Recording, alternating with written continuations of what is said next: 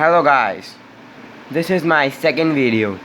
Hope you enjoy the first video which I have uploaded. Now I am starting the video from where I have left. Hope you enjoy this video also and like and share this also. Yudhishthira sent him to fetch some water to drink. Nakula was glad when he got to the place and saw there was a pool. He was very thirsty himself and so thought of quenching his thirst first before taking water in his skewer for his brother. But no sooner did he dip his hand in the transparent water than he heard a voice which said, "Do not be rash, the pool belongs to me. O son of Madri, answer my questions and then drink the water." अब वो नकुला जो है वो पानी पीने गया है, तो जैसे नकुला बहुत थर्स्टी है खुद भी, और जैसे ही वो पानी अपनी प्यास बुझाने लगने लगा होता है, तो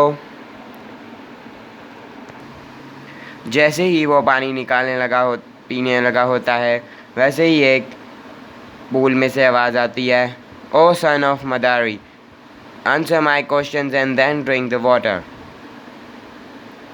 Nakula was surprised but carried away by his intense thirst, and heedless of the warning, he drank the water at once.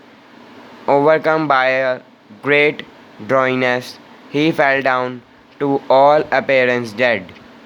Surprised that Nakula had not returned, Yudhishthira sent Sachdeva to see what the matter it was. When Sachdeva reached the pool and saw his brother lying on the ground, he wondered whether any harm had come to him, but before looking into matter further, rushed irresistibly to the water to quench his burning thirst. अब क्या होता है, अब नकुला ने उसकी बात नहीं मानी और वो डेड हो गया, मर गया। और फिर नकुला नहीं आया था इतनी देर तक, तो युधिष्ठिर ने सचदेवा को भेजा कि देखो क्या मैटर है। जैसे ही सचदेवा पूल पहुंचा तो उसने अपने भाई को ग्राउंड पे पड़ा हुआ देखा। वो हैरान हो गया और उसने सोचा कि इसको किसी ने हार्म तो नहीं पहुंचाया, पर इस मैटर को देखना चाहते हुए, पर उसने इस बात को ना ध्यान देते हुए वो आगे पानी पीने के लिए चला गया। The voice was heard again, "O Sachdeva, this is my pool. Answer my questions and only you can quench your thirst." Like Nakula, Sachdeva also did not heed the warning. He drank the water and at once dropped down. अब सचदेवा ने भी उस voice को ना सुनते हुए और उसने भी अब पानी पी लिया और वो भी वहीं गिर गया। Puzzled and worried that Sachdeva also did not return, Yudhishthira sent Arjun to see whether the brothers had met with any danger and bring water, he added, for he was very thirsty. Arjun went swiftly. He saw both brothers lying dead near the pool. He was shocked at the sight and felt that they had been killed by a lurking toy. Too heartbroken burning with the desire for revenge, all feelings else submerged, a monster thirst irresistibly impelled him to fatal pool. Again a voice was heard, "Answer my questions before you drink the water. The pool is mine." If you disobey me, you follow your brothers. अब अर्जुन जल्दी से जाता है भाग के तो वो अपने ब्रदर्स को ऐसे पूल के पास गिरा हुआ पाता है। वो ये देख के हैरान हो जाता है। उसे लगता है ये किसी दुश्मन ने उसके ब्रदर्स को मारा है। रिवेंज उसके मन में बदला लेने की भावना आती है, पर वो भी पानी पीने के लिए चले जाता है और फिर से आवाज़ आती है उस पूल में से कि answer my questions before you drink, कि मेरे सवालों का जवाब दे दो, नहीं तो तुम भी अपने ब्रदर्स की तरह गिर पड़ोगे। Arjun angers knew no bounds. He cried, "Who are you? Come and stand up to me. I will destroy you." And he shot edge arrows in the direction of the voice. The invisible being laughed in scorn. "Your arrows do not do but wound the air. Answer my question, then you can satisfy your thirst. If you drink the water without doing so, you will die." अब अर्जुन ने क्या किया? अर्जुन ने कहा, आजा, हिम्मत है तो बाहर आ, मैं तेरे को ख़त्म कर दूंगा। उसने अपने तीर चलाए, पर जो वॉइस आ रही थी उसमें से वो हंसने की आवाज़ आने लगी।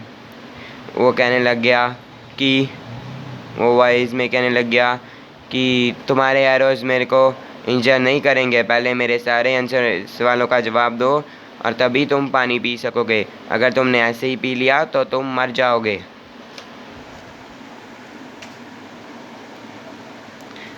Greatly vexed, Arjun made up his mind to seek out and grapple with elusive foe.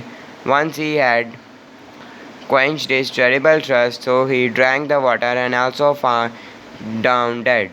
उसने भी उस वॉइस के ध्यान न देते हुए पानी पिया और वो भी मर गया। After anxious waiting, Yudhishthira turned to Bhima. "Dear brother, Arjun, the great hero, has also not returned. Something terrible must have happened to your brothers.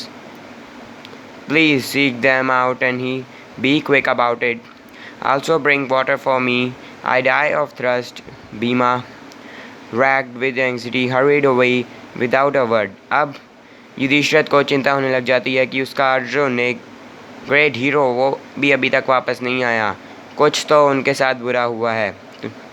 तो वो भीमा को भेजता है कि जाओ और मेरे लिए पानी लाओ, मैं पानी के कारण मर रहा हूँ। His grief and rage can be imagined when he saw his three brothers lying there and dead. He thought, "This is certainly the work of Yakshas.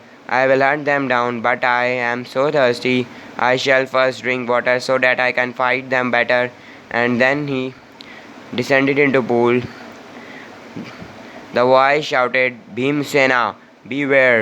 You may drink only after answering my question. You will die if you disregard my work." अब भीमा भी जब आता है, अपने तीनों भाइयों को ऐसे मरा हुआ पड़ा पाता है, तो उसको लगता है कि ये याक्षास का ही काम है। वो कहता है मैं उसे मार डालूँगा। वो कहता पहले मैं पानी पी लेता हूँ, मेरे को बहुत प्यास लगी है। वो जैसे ही झुकता है तो आवाज़ आती है, "भीमसेना, तुम सावधान हो जाओ। तुम पानी तभी पी पाओगे जब तुम मेरे सारे सवालों का जवाब दे दो। तुम भी मर जाओगे अगर तुमने मेरे वर्ड्स का ध्यान नहीं दिया." "Who are you to dictate to me?" cried Bhima, and he drank the water thirstily, glaring around in defense.